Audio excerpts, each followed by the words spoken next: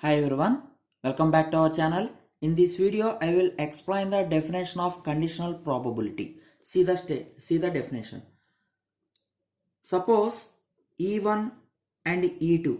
E1 and E2 are any two events in a random experiment. Suppose a random experiment is performed and we are taking two events. One is E1 and another event is E2.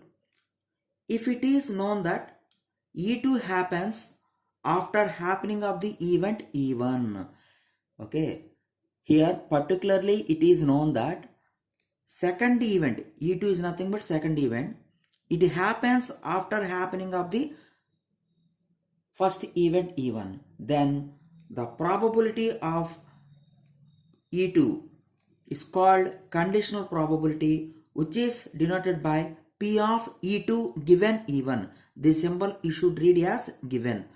This is not division. Okay, you should read this entire symbol as conditional probability of E2 given condition is E1, because E1 happens first, after that E2 happens, and it is given by probability of conditional probability of E2 given E1 is equal to probability of intersection of both events divides probability of E1, which is first happened event. Probability of first happened event.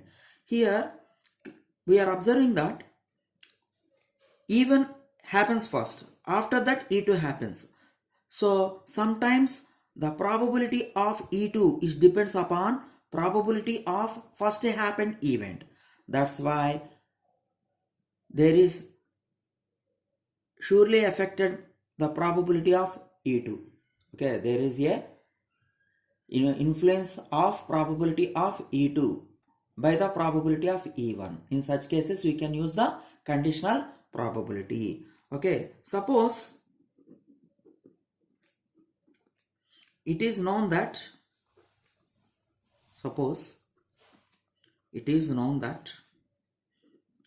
E1 happens after happening of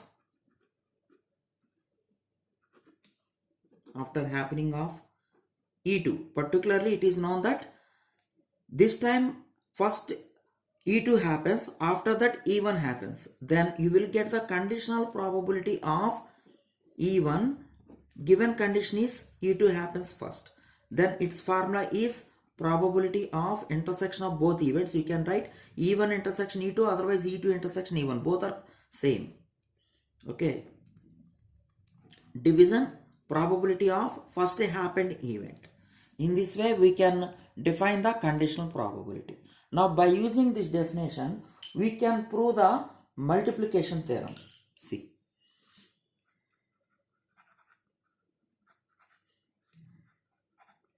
multiplication theorem on probability. At least students have to practice this both formula.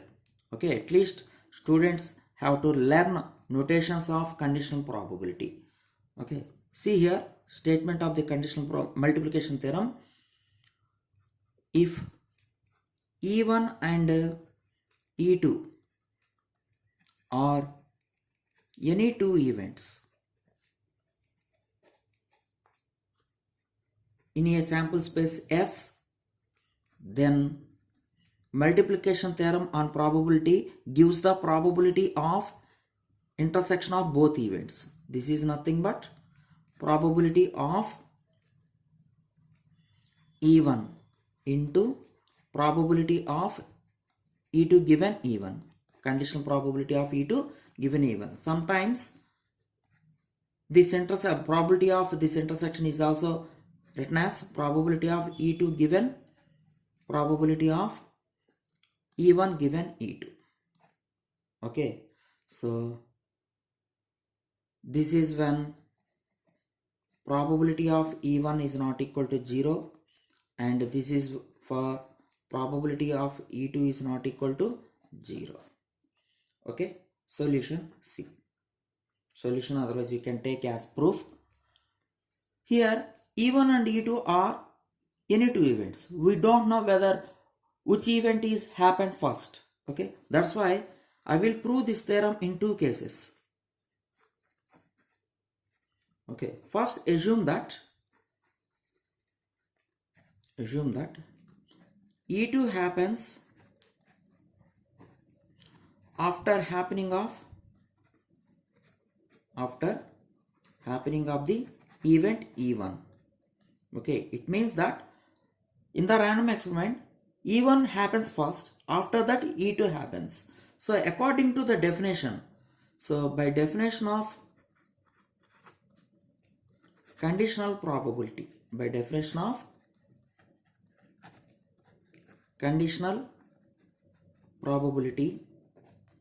we have conditional probability of E2 given condition is E1 happens first. This is the symbol for conditional probability. It would be according to this definition. See this side. Probability of E1 intersection E2 by probability of E1. Okay, it is not necessary to write that it is number of E1 intersection E2 by N of S by N of E1 by N of S, and get N of S gets cancelled. Again you will get N of E1 intersection E2 by N of E1. This step is not necessary. You can use this one only. Okay. So just by taking the cross product, you will get probability of E1 intersection E2 is equal to probability of E1 becomes this side. Okay. Probability of E1 is a number which lies between 0 and 1. So probability of E1 into probability of E2 given E1. Okay. So in this way we can prove the multiplication theorem. So now case 2. Suppose that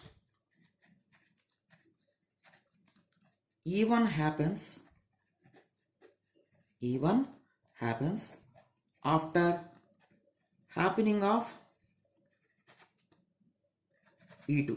This time I am assuming that in the random experiment E2 happens first, after that E1 happened. So surely probability of E1 is depends upon probability of E2. That's why we have to use the conditional probability concept. So again by definition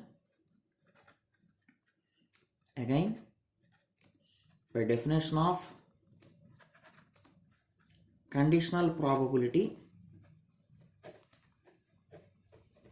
we have, see this one here, E2 first happened, after that E1 happens. So probability of E1 given E2 is equal to, according to this definition, probability of E2 intersection E1 by probability of E2. Again by taking the cross product, you will get probability of intersection. We need intersection, that's why E2 intersection E1 is nothing but E1 intersection E2, no problem.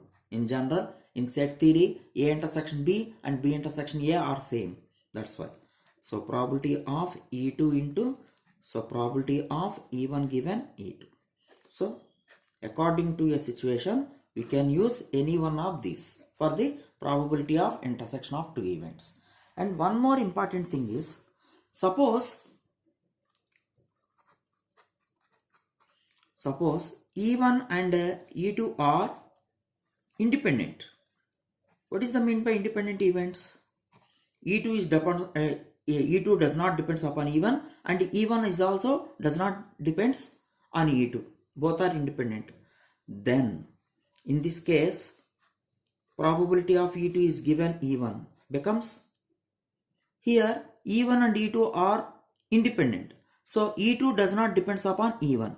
In this case, this probability is equal to probability of E2. In the similar way, probability of E1 given E2 is also probability of E1. So just we see the multiplication theorem. By multiplication theorem, we have probability of intersection. You can use any one of these two formulae. You will get probability of E1 intersection, probability of E2 given E1. Since E1 and E2 are independent, probability of E2 given E1 becomes probability of E2 because E2 is does not depends upon E1, that's why. So probability of E1 into probability of E2. So this is the necessary and sufficient condition for independent events. Students have to practice this formula. Two events E1 and E2 are independent if and only if probability of E1 intersection E2 is equal to probability of E1 products probability of E2. Okay, suppose in future you may face two events, one is B and another one is C, and it is given that B and C are independent, then we can use the formula probability of B intersection C is equal to probability of B into probability of C. Okay, don't forget this one. This is very important concept. Okay, in the next video I will give the problems on conditional probability and independent events. Thank you.